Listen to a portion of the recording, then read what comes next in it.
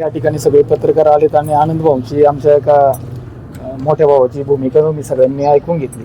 खरं तर पत्रकार म्हणलं तर दोन्ही बाजू त्या ठिकाणी जनतेसमोर आल्या पाहिजेत. आता कोणतरी काहीतरी बोललं तेच सत्य मानून जनता घेऊन चालत असते पुढे.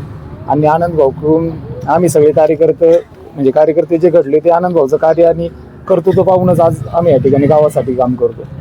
आनंद भाऊबद्दल जी गोष्ट सरपंचांनी जी फिरवली, जर याच्यात जर तथ्य असेल तर ती जनता त्या बाजूने विचार करणारच आहे. पण आमचा प्रचंड भाऊवरती विश्वास आहे. भाऊ त्या ठिकाणी अहंकारात कधी कधी रागात मित्रासाठी तर कधी कधी बोलूनही जाईल, पण त्याचा तो हेतू कधीच नसतो का एखाद्याला बाबा कमी लेखणं किंवा बाबा त्याला धमकी देणं, हा त्याचा हेतू कधी नसतो. याची चुकी झाली तर स्वतःहून दुसऱ्या दिवशी माफी मागणार आमचा आनंद भाऊ. त्याच्यामुळे आनंद भाऊबद्दल सरपंचांनी जी भूमिका तुमच्यापुढे मांडली आणि ती जनता पाहते ती चुकीची आहे. राहिला प्रवीणचा विषय, प्रवीणला त्या ठिकाणी त्या भूमिकेतून ते कुठल्या रागातून बोलले किंवा काय त्यांची मानसिकता त्यावेळेला होती त्याच्याशी आम्हाला काय घेणं नाही. पण सरपंचांना एकच सांगा, पिंपळवंडी काळवाडी वेगळी नाही. आणि तुम्ही तुमच्या पदाच्या अहंकारापोटी जर अशा नको त्या भिंती जर पिंपळवंडीत काळवाडीत उभं करत असेल ते चुकीचं आहे. कारण नातीगुती पिंपळवंडीची एकच आहे आणि पिंपळवंडी आणि काळवाडी कधी या गावाने आणि त्या गावाने कधीच वेगळी मानली नाही. तुषार भाऊंना थोडासा राजकीय आणि सामाजिक कदाचित बोलण्याचं तारतम्य जरा कमी आहे, पण त्यांच्या वडिलांना पिंपळवंडी संपूर्ण पाठ आहे आणि शरद शेठ वामन या पिंपळवंडीला संपूर्ण पाठ आहे. त्याच्यामुळे त्यांच्या वडिलांचं कर्तृत्व आणि त्यांचा अभिमान आम्हाला काय म्हणते त्यांना आम्ही विचारात घेऊन आम्ही समाजात काम करतो. एक सरपंच कसा असतो, काळवाडी गावाला कसं एकत्र ठेवायचं, कसं पुढे घेऊन जायचं, हा राजकारणाच्या वेळेस राजकारण असावं. पण इतर वेळी पिंपळवंडी आणि काळवाडी तेही माणसं करत नाही आणि ही माणसं करत नाही. त्याच्यामुळे उगाच तरुण पिढी पण तुमच्याकडे आहे तशी पिंपळवंडी ते भरपूर आहे. आजकालची तरुण पिढी थोडीशी तापट आहे, पण आपण एक पदाधिकारी आहे, जबाबदार माणूस आहे. एका गावाबद्दल बोलताना थोडीशी आपण पण वैचारिक दृष्टिकोनातून ते विचार लोकांपुढे मांडले पाहिजे. उगाच काही ते बोलण्यात मजा नाही.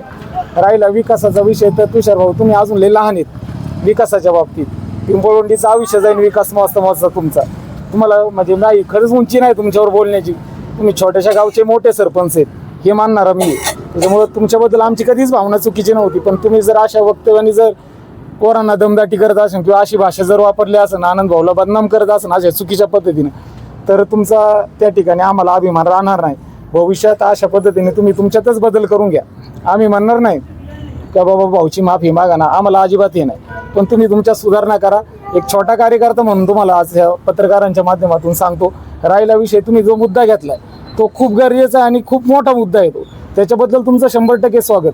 पण जर त्या मुद्दा बाजूला ठेवून तुम्ही नको त्या अहंकारातून नको त्या गोष्टी बोलून जर गावाला जर कुठंतरी आम्हाला कमी दाखवायचं काम करत असाल ती तुमची 100% चूक आहे. त्याचा मी या ठिकाणी जर गावाला उद्देशून जर आम्हाला सगळ्या पिंपळवंडीकरांनी घेतलाय जो विषय, तुमच्या मनात नक्की पिंपळवंडीबद्दल काय आहे ते आमच्याच पिंपळवंडीकरांना हे कळाले का तुम्ही पिंपळवंडी काय डोक्यात घेऊन चालले ते. राहिला विषयाचा विकासाची बराबरी करायचा तर आमचं एनी टाइम चॅलेंज आहे तुम्हाला. विकासाच्या बाबतीत 100% उतरा, त्याच्यात रेस लावा. 100% उद्या जनता पाहिजे कोण काम करते आणि कोण नाही ना, कोण गाव कुठल्या टप्प्यात गेले ते. ठीक आहे, भरपूर पुरस्कार ऐका ना, हा मला सांगायचं 100% सांगतो. ऐका ना, मला त्याच्यावरच बोलायचं. जसा एक तरुण पिंपळवंडी गावातला आज माझ्यासारखा तिथं ग्रामपंचायत मध्ये गेला आणि त्यानं म्हणा या ना माझ्या वार्डात विकास पाहायला. ज्या वेळेला जो तरुण जे बघा, मला तर बाळकडून आहे ना, राजकीय माझ्या घरात वारसा नाही कसला. मी असं तू फुपटून मी त्या ग्रामपंचायत मध्ये सदस्य झालो. लोक व्हिडिओ होती मला निवडून दिले त्यांनी, पण मी ना वेळा म्हणून तिथं मुरमच आहेत अजून रस्त्यांना माझ्या. अजिबात खड्डे म्हणजे नुसतं खड्डेच आहेत. हे लोक पाहतात ना सत्य काय ते. बघा ज्यावेळेला छोटंसं गाव असतं ना विकास करायला अवघड नाही. त्या 12 वाड्यात 13 गावे, काळवाडीचा, भटकळवाडीचा, चाळकवाडी या सगळ्या वाड्या आहेत ना जवळच्या. म्हणजे या पिंपळवंडीचं वटवृक्ष असेल तर या 100% फांदे आहेत. आणि आतापर्यंत पिंपळवंडीने काय शेजारच्या गावांचा विचार केलेला आहे? कधी वाद नाही घालत बसले. रस्ता काय म्हणले तिकडून चालू करा, कधी म्हणले नाही पिंपळवंडी आली का इकडूनच चालू करा. आम्ही वेगळं कधी काळवाडीला पाहिलं नाही. विकासाच्या मुद्द्यावर बोललेत ना तर विकास आम्ही तुम्हाला दाखवायला कधीही तयार आहे. तुम्ही पुरस्कारांना आम्ही पुरस्कारच मिळवणार. आणि आज तुम्हाला आहे ना, खरं तर बरं झालं तुम्ही बोललेत विकासावर. आमच्यासारखा तरुण तुम्हाला आज चॅलेंज देणार आहे का आम्ही आमच्या गावात माझ्या वार्डात विकास पाहायला काय आहे मग कळेल ना तुम्हाला. तुमची शिव आमची शिव आहे ना, एकत्र आहे ना माझा वार्ड आणि तुमची शिव. तुम्ही या तुमचं चॅलेंज स्वीकारलं आम्ही, पण गावाला कुठंतरी कमी लेखायचं काम तुम्ही अजिबात करू नका. तुम्ही त्या गावचे सरपंच आहेत. सरपंच आहे म्हणजे तुम्ही काही बोलून उगाच गावावरती बोलण्याचं इतकेपर्यंत तुम्ही मोठे नाहीत. पिंपळवंडी गावची अस्मिता 100% आम्ही जपतो, आम्हाला जपायची.